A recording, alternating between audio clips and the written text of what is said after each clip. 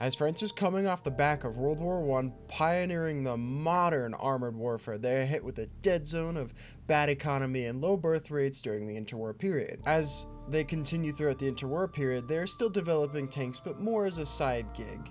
Their plan is to do these massive super fortresses of steel, like the Char 2C, making sure they don't repeat their same mistakes as sending human waves into their enemies. And now, the B1 BIS has been put into design, and by the drunken generals trying to figure out how to design it, they think, oh, it's just gonna be another trench war. We'll figure out the best way to shove them out of their trenches and blow up all of their bunkers with our brand new 75mm howitzer. Of course, that's not how it went, but it's how they wish it went.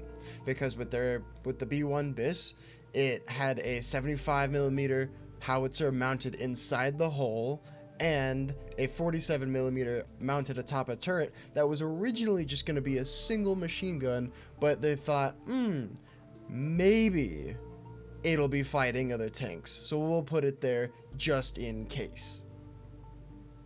But it had, for the time, outstandingly good armor, and so it was able to shrug off Panzer III rounds, Panzer IV rounds, and be able to keep continuing. In fact, its highest record of absorbed rounds is upwards of 100. Of course, that didn't come at a price. It only had 4 crew members, 1 driver gunner and loader, and commander gunner and loader.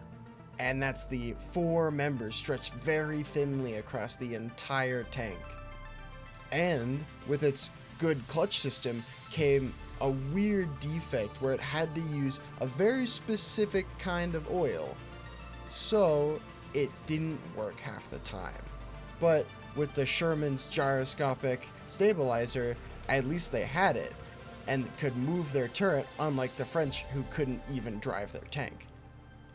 And it created a cool little paradox for itself, because it is the most modern tank of its time, but by the time of its use, it is completely outdated compared to the enemy.